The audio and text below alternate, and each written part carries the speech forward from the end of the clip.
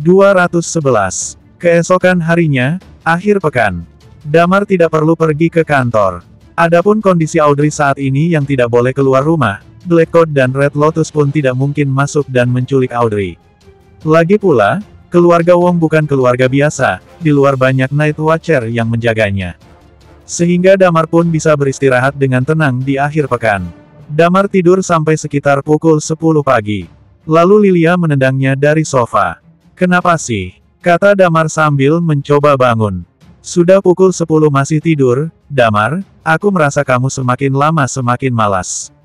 Lilia mendengus, "Waktu di Night Watcher, kamu tidak seperti itu." "Ya, kamu tidak tahu betapa sengsaranya aku 3 tahun itu," kata Damar. "Setiap hari aku bangun dalam kegelapan, memindahkan batu bata di lokasi konstruksi, pulang ke rumah masih harus memasak untuk ibu dan anak itu, aku harus meluangkan waktu untuk menebusnya."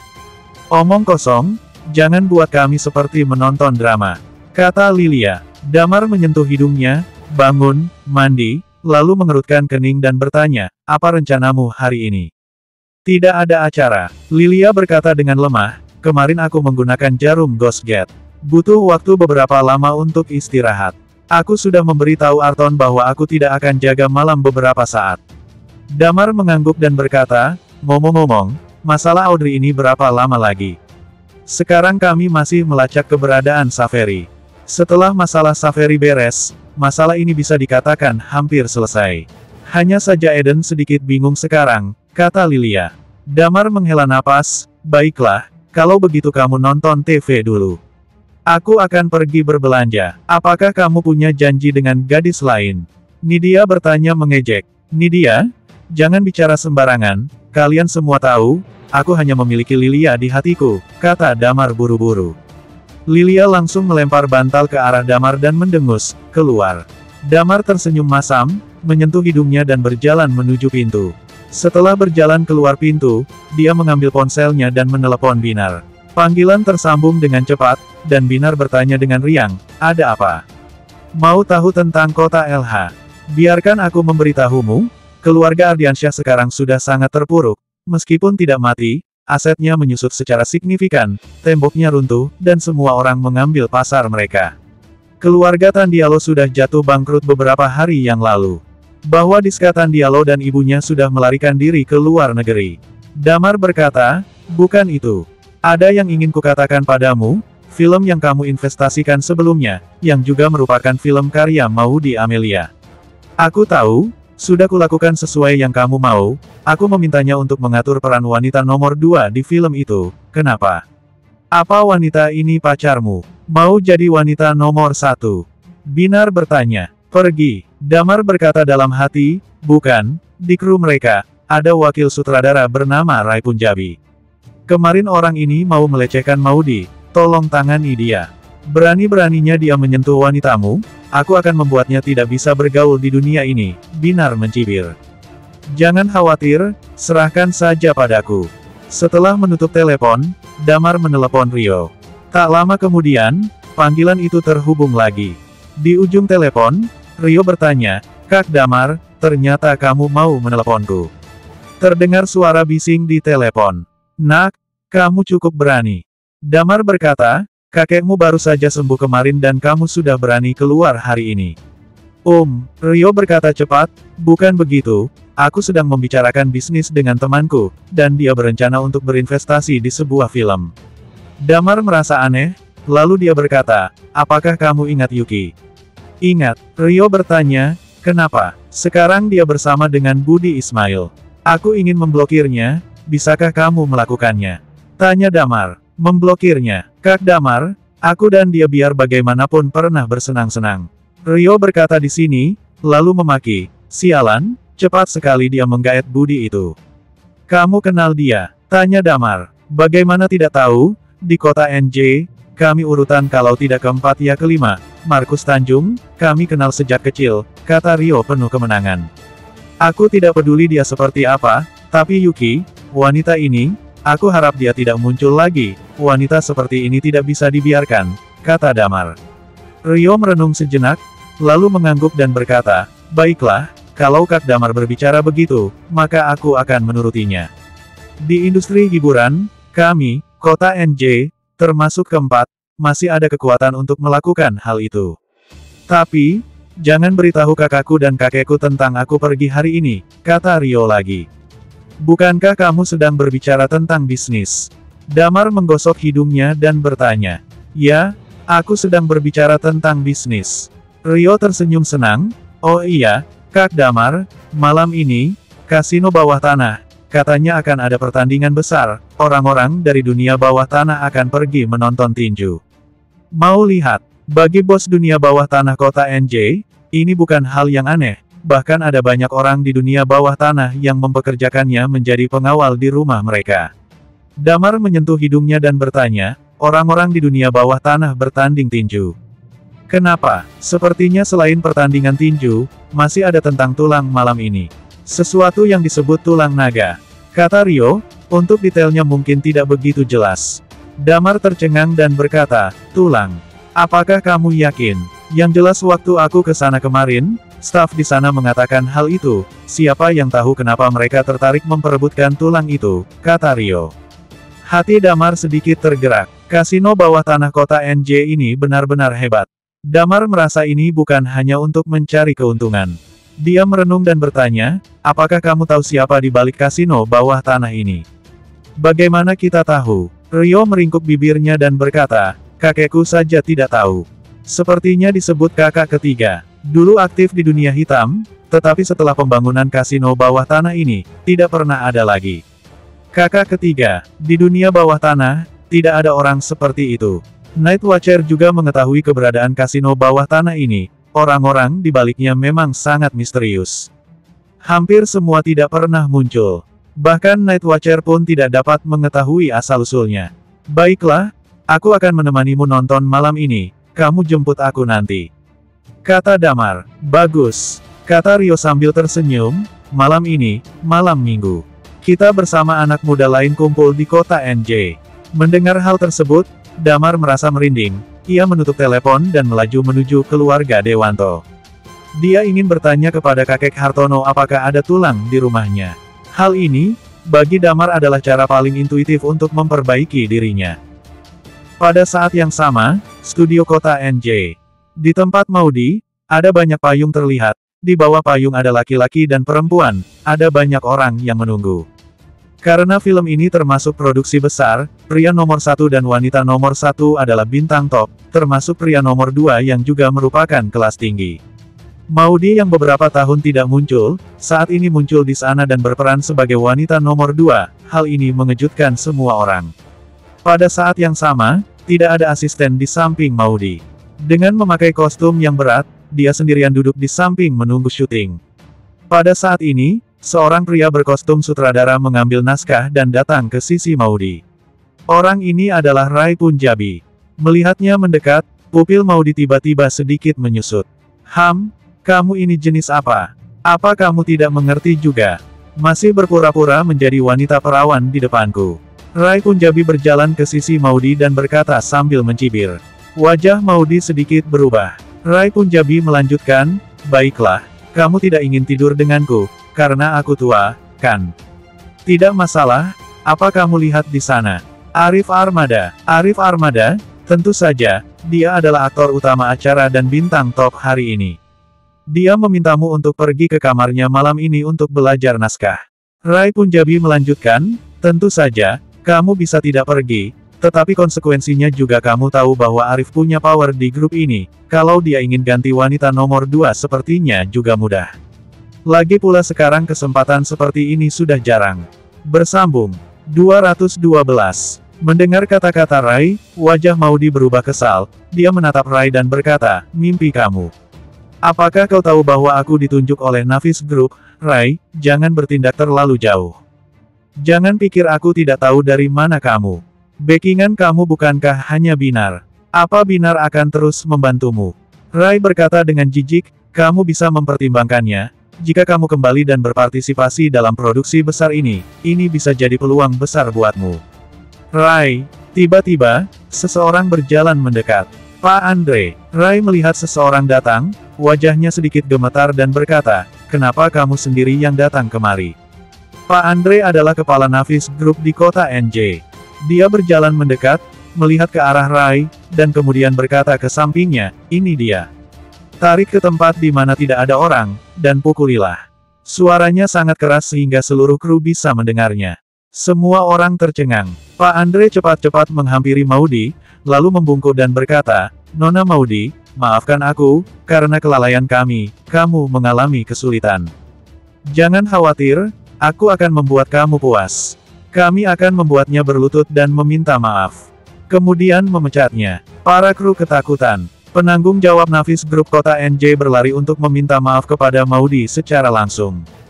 Di sisi lain, Arif, yang sedang minum kopi, wajahnya pun berubah. Ada sedikit keceriaan di mata Maudi. Segera, suara jeritan bergema dari belakang. Damar tidak tahu bahwa Binar akan bertindak begitu cepat hanya setelah satu kali teleponnya. Saat itu, dia telah sampai di gerbang kediaman keluarga Dewanto.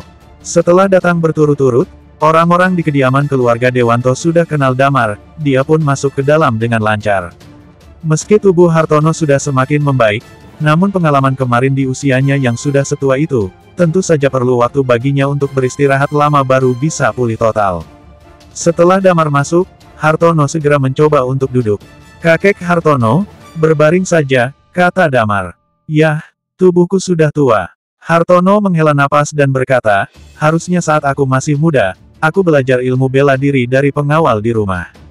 Kakek dari keluarga Wong yang suka berlatih bela diri, walaupun lebih tua dariku 2 tahun, namun masih penuh energi. Sayang sekali dulu aku tidak melatih diri ketika masih kecil. Ya, berlatih ilmu bela diri adalah hal yang sangat sulit.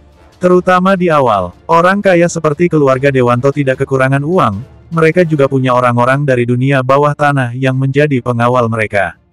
Jika mereka mau berlatih ilmu bela diri, lingkungan mereka pun mendukung. Tetapi orang-orang kaya ini terbiasa dengan kemudahan, sulit bagi mereka untuk bertahan di masa-masa awal berlatih bela diri. Demi menjaga kedamaian dan ketertiban, keberadaan Night Watcher menjadikan ilmu bela diri tidak begitu banyak gunanya di kota ini. Mereka yang masih mempertahankan kebiasaan ilmu bela diri seperti keluarga Wong memang sangat langka. "Damar, kalau ada kesempatan, bawa Ryo ke Night Watcher. Anak ini sudah terbiasa liar, dan orang tuanya tidak bisa mengendalikannya. Lagi pula dia sama sekali tidak tertarik kepada bisnis keluarga, aku takut kalau aku sudah tidak ada." Hartono tampak khawatir. Damar tersenyum dan berkata, "Sebenarnya Ryo tidak buruk. Hanya sedikit lebih suka bermain, kalau sudah agak lebih tua mungkin lebih baik, apalagi keturunanmu, kan kuat. Night Watcher, tidak sebaik yang kamu pikirkan. Tugas sehari-hari selain menjaga ketertiban dunia, menghadapi orang-orang dari dunia bawah tanah, dan ada perang yang semakin lama semakin parah. Yah, kita lihat nanti." Hartono menghela napas, "Ngomong-ngomong, kamu datang ke sini untuk sesuatu, kan?" Damar berkata dengan batuk kering, "Kakek Hartono, apakah ada tulang aneh di rumahmu?" "Tulang yang terasa dingin saat disentuh. Tulang naga." Hartono tercengang dan berkata, "Memang ada tulang seperti itu di sini, namun itu diturunkan dari generasi kakekku." "Bagaimana kamu tahu?" "Aku mengetahuinya secara tidak sengaja, apakah kamu bisa memberi tulang ini untukku?" tanya Damar. "Ini." Hartono menyentuh dagunya dan berkata, "Benda ini adalah pusaka keluarga kami. Diwariskan kepada kepala keluarga. Sekarang diturunkan ke tanganku. Aku rasa mungkin akan sedikit sulit." Setelah itu, mulut Hartono tersenyum tipis dan berkata, "Tentu saja, kalau kamu memperistri Elizabeth. Kamu pun akan menjadi bagian dari keluarga Dewanto, aku akan memberikannya kepadamu." "Damar, kakek Hartono, jangan lakukan itu," kata Damar cepat. "Sudahlah, aku hanya menggodamu saja. Tulang ini tidak berguna di tanganku. Lagi pula, kamu sudah menyelamatkan hidupku 3 kali berturut-turut. Buka laci kedua di sana. Ada kotak merah tua di dalamnya," kata Hartono. Damar mengangguk dan membuka laci. Benar saja, ada kotak merah tua di dalamnya. Damar membuka kotak itu. Tulang naga benar-benar ada di dalamnya. Tulang ini jauh lebih besar daripada yang ada di rumah Barikang. Dan sepertinya, ini agak seperti tanduk, sungguh unik. Saat Damar menyentuhnya, ada perasaan seperti tulang itu menyatu dengan tubuh. "Apakah tulang ini?" tanya Hartono sambil bersandar di ranjang. Damar mengangguk dan berkata, tepat sekali. Ambillah, kata Hartono. Terima kasih, kakek Hartono. Damar mengangguk tulus pada kakek Hartono. Itu hanya masalah sepele. Hartono melambaikan tangannya dan berkata, jika ada waktu sering-seringlah datang menjengukku. Sayang sekali, kamu, Thalia Sulistyo, dan Lilia bukan bagian dari keluarga Dewanto. Damar menyentuh hidungnya dan berkata, ya, tentu saja, kami akan tinggal di kota NJ cukup lama. Kami akan sering datang menemuimu. Apa kamu sedang menjalankan tugas? Apakah berbahaya? Tanya Hartono. Berbahaya. Damar berkata sambil tersenyum, misi mana yang tidak berbahaya? Dia seperti anak kecil yang menghadapi orang tua, dia bahkan tidak bisa mengatakan kata-kata ini kepada orang tuanya karena dia tidak ingin mereka khawatir, namun mereka tidak tahu keberadaan Night Watcher. Di depan Lilia dan Thalia, dia juga tidak bisa membicarakannya. Dalam batas tertentu, Damar adalah pilar spiritual mereka, meski 3 tahun telah berlalu. Ini tidak pernah berubah. Jadi ada baiknya dia bisa berbicara dengan Hartono tentang hal-hal ini. Dia makan siang di tempat Hartono dan mengobrol berjam-jam sebelum pulang dengan tulang itu. Usai mengirimkan alamatnya ke Rio, ia sempat mengobrol sebentar dengan Wendy di WhatsApp. Wendy akhirnya memutuskan untuk bergabung dengan Night Watcher. Dia dibawa ke markas Night Watcher. Dia ingin bergabung dan Damar tidak bisa menghentikannya. Baris selalu ingin melibatkan Wendy. Damar sedikit tidak berdaya, dia merasa Wendy bisa hidup dengan baik, jadi tidak perlu mengambil risiko ini. Apalagi setelah ciumannya dengan Wendy. Tapi mau bagaimana lagi, dia tidak bisa menghentikannya. Di rumah, Lilia dan ketiganya sedang menonton TV. Usai menyapa mereka, Damar duduk di ujung pojok sambil memegang tulang di tangannya. Saat itu, tulang tersebut perlahan menyatu dengan tubuh Damar. Dia melakukannya lagi. Dewa adalah level tertinggi yang bisa menggambarkan sebuah kondisi, tetapi di atas dewa juga ada poin kuat dan lemah, walaupun tidak begitu jelas. Kamu melakukannya lagi. Apakah kamu menemukan tulang aneh itu? Thalia bertanya kepada Damar dengan heran. Ya, Damar mengangguk dan berkata, aku juga akan mencarikanmu satu nanti malam, sehingga kamu bisa menerobos ke level dewa. Mata Thalia bersinar, jalan Thalia selalu mulus, tetapi setelah mencapai level teratas, dia tidak berkembang lagi. Pada tahap ini, dia sudah bertahan selama bertahun-tahun. Setelah tinggal di rumah sampai sekitar pukul 7, Rio menelepon. Damar tidak ragu-ragu. Ia turun, mengikuti Rio dan melaju menuju kasino bawah tanah. Kali ini, dia tidak membawa Thalia lagi, keduanya memasuki kasino dengan cepat. Pada saat yang sama, di sebuah presidential suite sebuah hotel di kota NJ, seseorang duduk di depan komputer, melihat ke layar dan kemudian tersenyum kecil, kakak ketiga, orang yang kamu cari telah muncul. Oh, di ruang belakang suite, sebuah suara terdengar dan berkata, kalau begitu berkemaslah, kita juga harus berangkat. Bersambung. 213. Damar dan Rio masuk ke kasino bawah tanah, Rio terbatuk dan berkata, pertandingan tinju dimulainya masih nanti, ayo kita jalan-jalan sebentar. Pertandingan tinju akan dimulai pukul 12 malam, tapi saat itu baru sekitar pukul 8 malam. Bagaimana kalau kita ke bar dulu? Gadis-gadis di sini sangat menggoda dan menyenangkan, kata Rio. Damar menyentuh hidungnya dan berkata, lupakanlah, kamu main saja sendiri. Omong-omong, apakah kamu sudah membayar uang terakhir kali itu? Belum? Aneh sekali, mereka tidak menagihku untuk uang sebanyak itu, kata Rio curiga. Apa kamu masih punya medali giok? Kata Rio, mereka mendesakku. Dia mengangkat telepon di tangannya. Ada nomor telepon yang tertera di atasnya. Pergi mainlah. Jangan khawatirkan aku akan jalan-jalan, jika suasana hatiku sedang bagus, bukan tidak mungkin aku bertaruh 2 kali, kata Damar sambil tersenyum. Baiklah, kalau begitu aku pergi dulu. Lalu dia mengeluarkan tiket dan menyerahkannya kepada Damar. Ini tiketnya, kamar nomor 007. Damar mengambil tiket dan berkata, baiklah, sampai jumpa di ruangan nanti. Rio mengangguk, berdeham, aku akan mengatur gadis cantik untukmu nanti. Setelah itu, dia berjalan ke kejauhan. Damar berjalan-jalan selama kurang lebih setengah jam, bisa dikatakan bahwa di sana juga ada banyak hal menarik, dan tidak membosankan. Pak Damar. Pada saat ini, sebuah suara terdengar di telinga Damar. Damar menoleh dan melihat seorang pria mengenakan kostum pelayan kasino bawah tanah, memberi hormat dan berkata, "Pak Damar, seorang pria mencarimu." "Siapa?" tanya Damar. "Kamu akan tahu jika kamu mengikutiku," pelayan itu berkata dengan sopan. "Katakan siapa itu, atau biarkan dia datang sendiri." Damar melambaikan tangannya.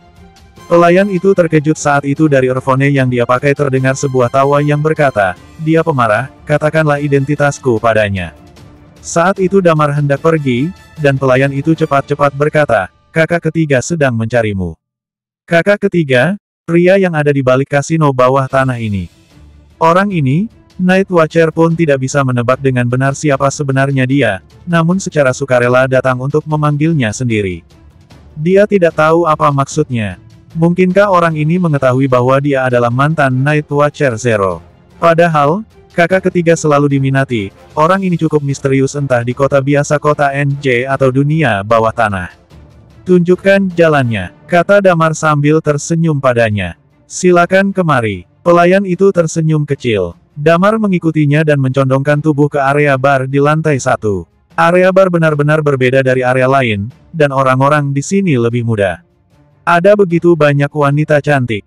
Pada saat yang sama mereka melewati bar satu demi satu, ada yang ringan dan berat. Damar dibawa ke sebuah bar yang lampunya sangat terang. Sangat berbeda dengan bar lainnya, bar ini sangat sepi. Ada banyak orang berdiri dengan tangan di belakang, semuanya mengenakan jas dan kacamata hitam. Sangat formal, dan Damar dapat merasakan bahwa sebagian besar dari orang-orang ini telah berlatih ilmu bela diri. "Silakan ke sini." Setelah masuk, seorang pria berjas menyambutnya. Pelayan itu tidak melangkah ke dalamnya, tetapi mengambil inisiatif untuk mundur. Pria berjas dan bersepatu kulit itu tersenyum kepada Damar dan berkata, "Pak Damar, kakak ketiga sudah lama menunggumu." Damar mengikutinya dan segera masuk ke dalam bar. Di depan counter bar, sesosok kurus membelakangi Damar. Dari belakang, sepertinya merupakan sosok wanita yang sempurna. Dia tinggi, mengenakan congsam biru dengan kaki panjang di bawahnya. Kakak ketiga, laki-laki itu sudah datang. Laki-laki berjas dan sepatu kulit itu membungkuk kepada perempuan itu. Pada saat ini, wanita cantik itu berbalik. Saat melihatnya berbalik, mata Damar terasa takjub. Damar telah melihat banyak wanita cantik, sekelas Lilia atau Wendy. Bahkan Sisi, yang telah menikah dengannya selama 3 tahun, merupakan wanita kelas 1. Tapi wanita di depannya memberinya perasaan lain. Dia tampak berusia 25 atau 26 tahun, dengan sosok anggun, namun keanggunannya bukan seperti Gladys, melainkan sebuah kecantikan anggun yang klasik. Sama seperti wanita-wanita yang digambarkan dalam buku klasik.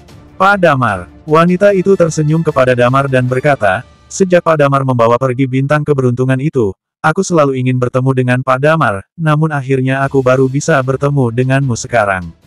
Damar tersadar, menyentuh hidungnya dan berkata, "Apakah kamu kakak ketiga? Kasino bawah tanah ini milikmu." Wanita cantik itu menutup mulutnya dan terkekeh, "Itu palsu." Damar mengerucutkan bibirnya, lalu melihat sekeliling. Berbalik dan pergi. Hah! Dalam sekejap, beberapa orang berkumpul.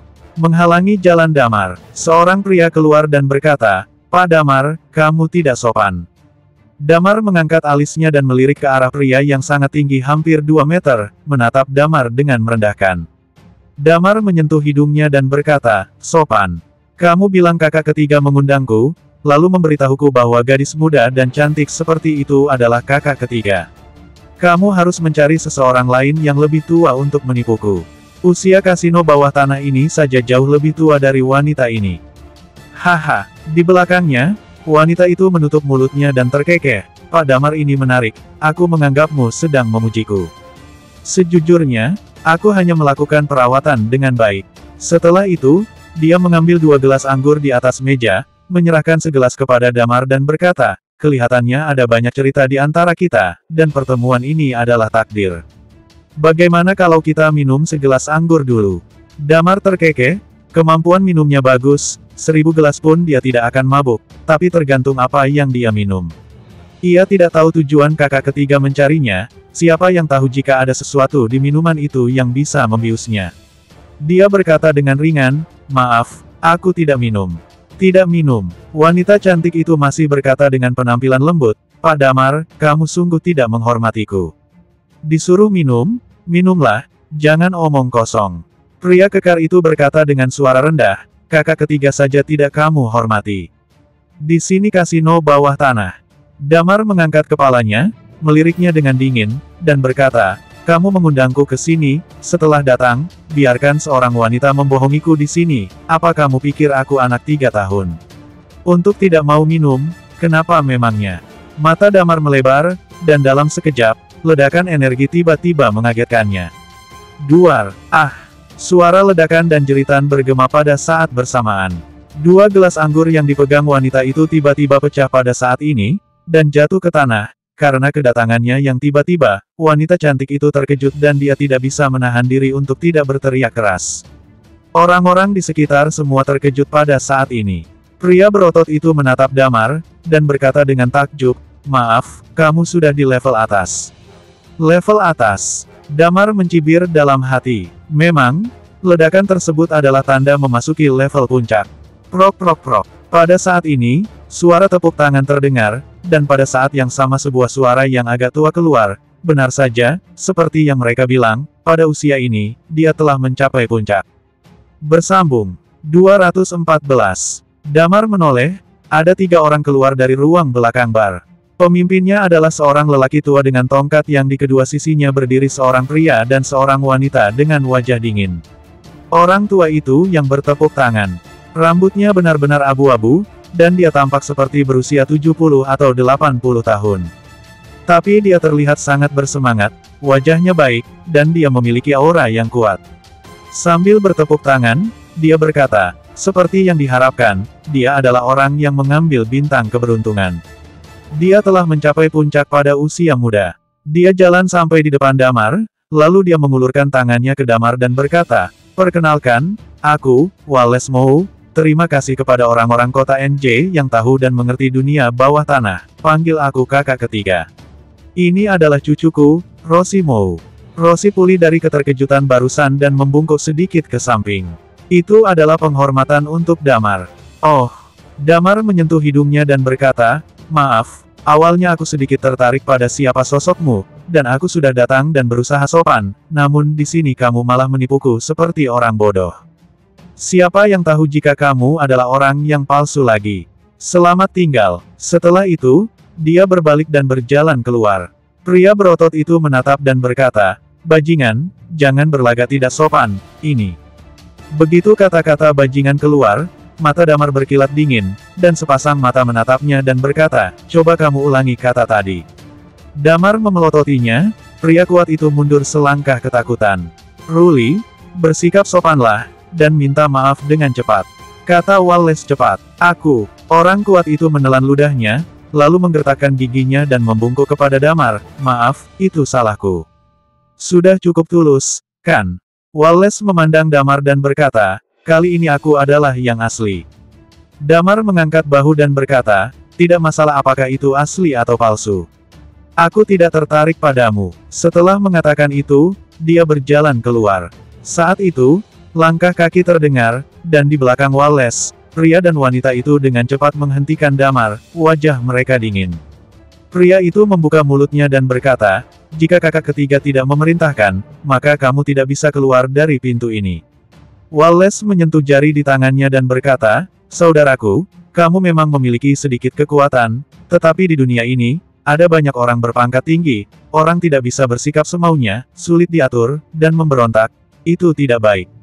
Aku mengundangmu untuk datang agar bisa berkomunikasi denganmu baik-baik, lalu cucuku di sini, hanya untuk mengujimu.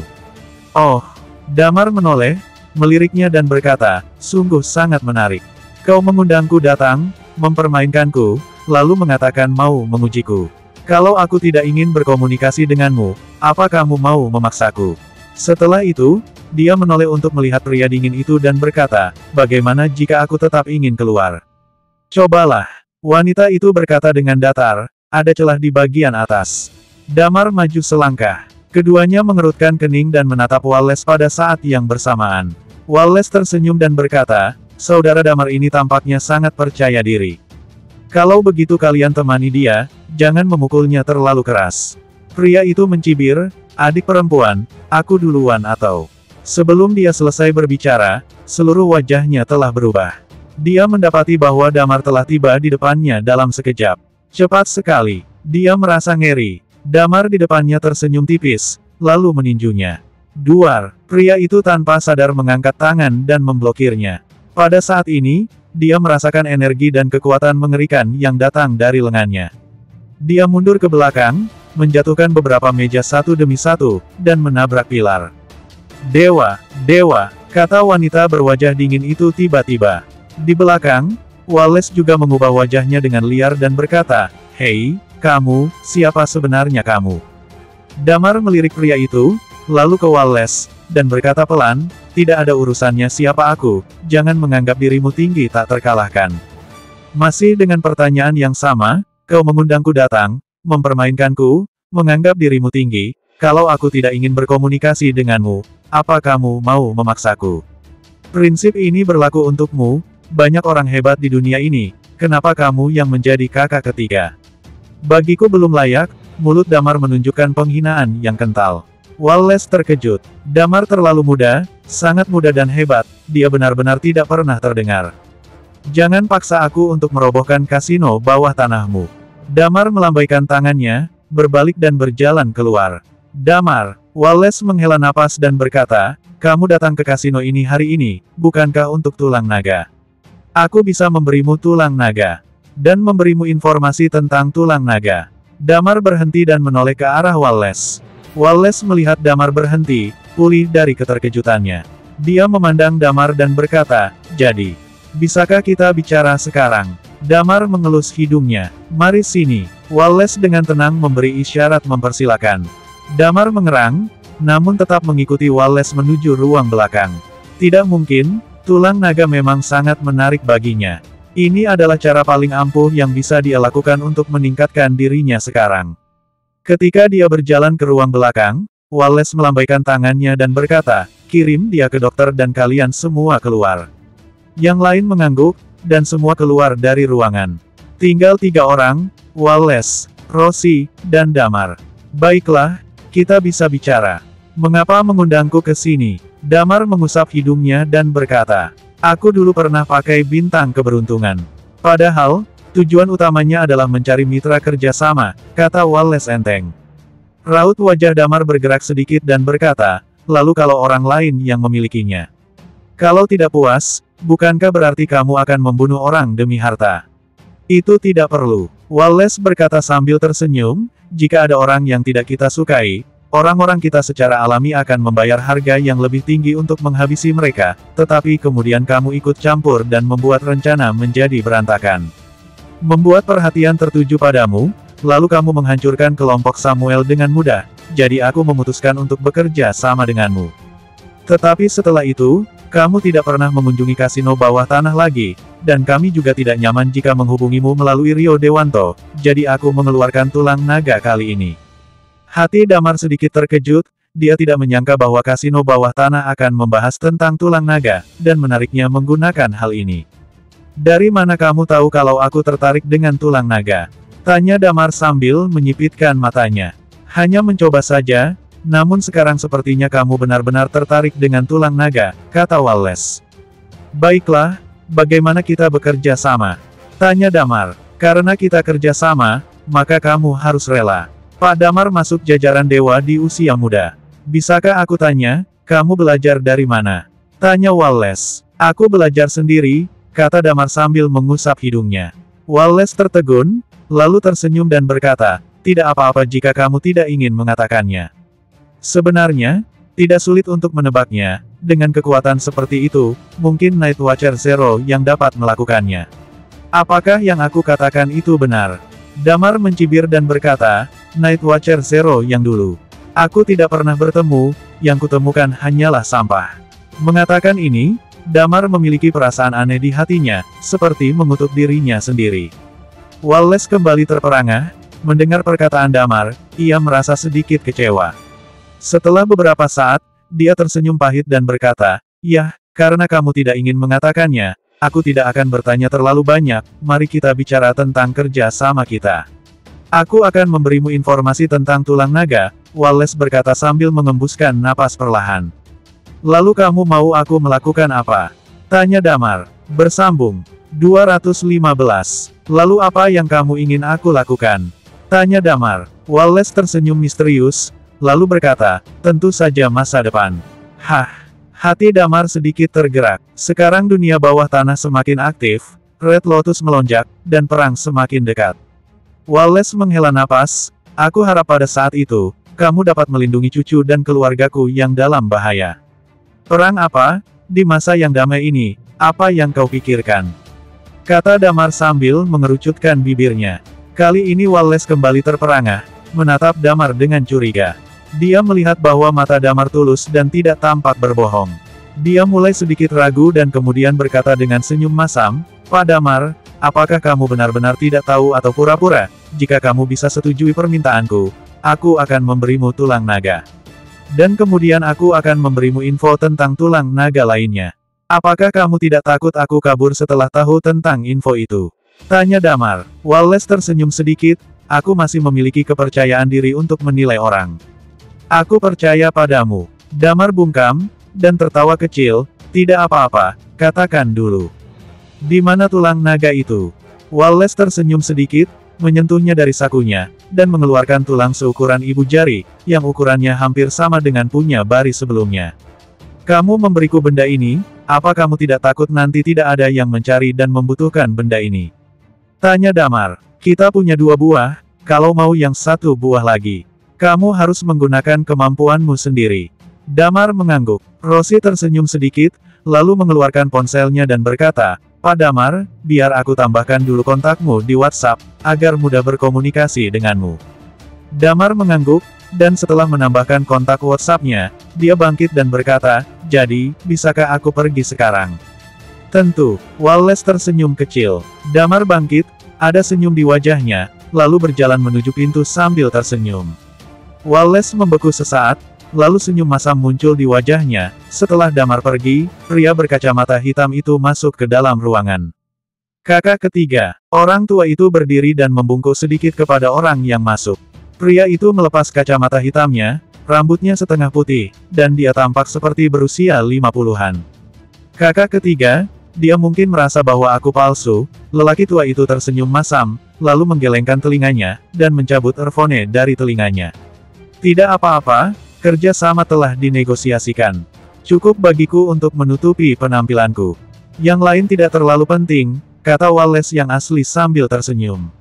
Kakek, pada saat ini, Rosie berkata, apakah kamu benar-benar tidak takut dia hanya menggunakan kita untuk mendapatkan berita tentang tulang naga? Apakah kamu benar-benar percaya padanya? Ya, pria yang terlihat hampir 50-an ini dipanggil kakek oleh Rosie. Tentu saja percaya, Wallace berkata dengan tenang, pada awalnya, aku hanya ingin merekrut dia dan gadis itu. Bagaimanapun, keduanya cukup bagus, tetapi dia berada di tingkat yang berbeda, tentu saja dia tidak mungkin mau untuk direkrut. Aku punya ide untuk bekerja sama, dia pastilah Night Watcher Zero yang hilang. Night Watcher tidak akan mengingkari janjinya. Bagaimanapun, Iman Armada, orang tua ini, demi sebuah janji, bertahan untuk hidup selamanya. Tapi dari apa yang dia lakukan barusan, tidak terlihat seperti Night Watcher. Rosie berkata, dan, kamu juga bisa berbicara dengan Night Watcher. Aku tidak ingin muncul, jika aku muncul, itu akan menyebabkan. Wallace melambaikan tangannya dan menyipitkan matanya, di usia yang semuda itu sudah menjadi tingkat dewa, pasti ada sedikit sikap kearoganan. Damar berjalan keluar dari bar, ia terkekeh dan menyimpan tulang naganya. Dia bermaksud memberi Talia tulang ini, sambil melihat apakah Talia dapat mencoba menerobos ke tingkat dewa. Pada saat itu, dia akan mengatur ulang tim. Ada 2 orang yang masuk di tingkat dewa, ini pasti pertama kalinya dalam sejarah dari Night Watcher. Ia menempatkan barang-barang, lalu terus keluar. Saat melewati sebuah bar, telinganya mendengar sesuatu. Dia mendengar suara beberapa orang dan Rio, ada juga beberapa suara wanita yang sangat berisik. Sial, generasi kedua orang kaya ini terlalu banyak korupsi. Umpat Damar dalam hati. Kemudian, dia dengan cepat melewati area bar dan setelah berkeliaran di lantai pertama untuk sementara waktu, dia berjalan menuju lantai 2. Lantai kedua juga cukup besar, dan terdapat berbagai kasino dengan berbagai ukuran, ada yang besar ada juga yang kecil. Tentu saja, yang disebut kecil juga relatif, karena disinilah sumber kekayaan kota NJ. Damar berjalan seenaknya, melihat jam hampir pukul 12 barulah dia berjalan menuju lantai 3, menyerahkan tiket, dan dia pergi ke lantai 3 tanpa adanya hambatan. Sesampainya di lantai 3, di sana sudah penuh dengan orang.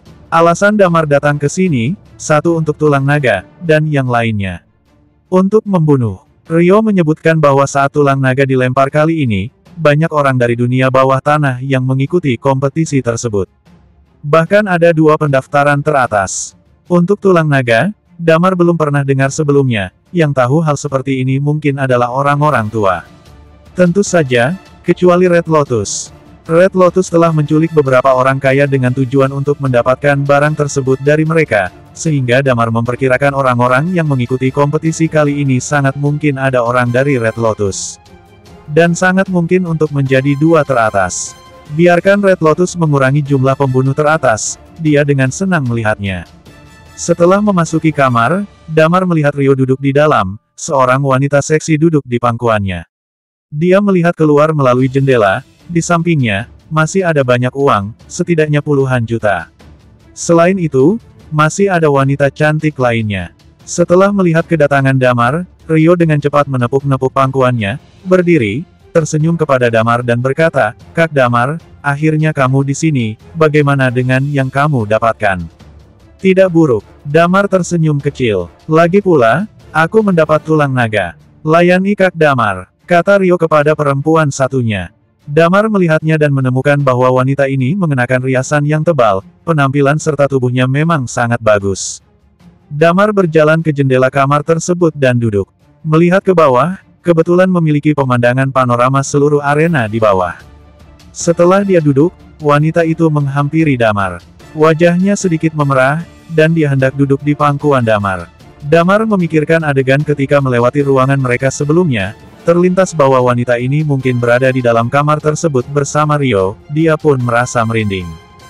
Dengan tergesa-gesa berkata, "Kamu bisa duduk di samping." Ryo melihat Damar dan berkata sambil tersenyum, "Kak Damar, kamu benar-benar serius, jangan khawatir. Kita semua laki-laki. Aku tidak akan bicara sembarangan setelah aku keluar." Damar meringkukkan bibirnya dan mengubah topik pembicaraan dan berkata, "Berapa lama biasanya?" "Dulu sekitar 1 atau 2 jam.